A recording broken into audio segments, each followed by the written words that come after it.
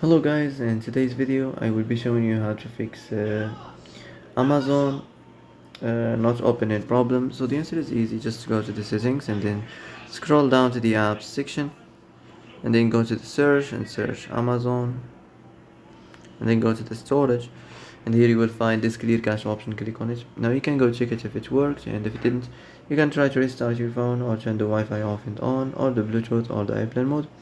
Also you can try to clear data, but be careful. If you clear data, all these applications data will be deleted. This includes all files, the settings, the accounts, the databases, etc.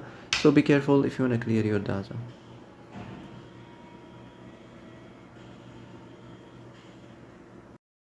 And that's it for today's video. I hope this is the answer you've been looking for.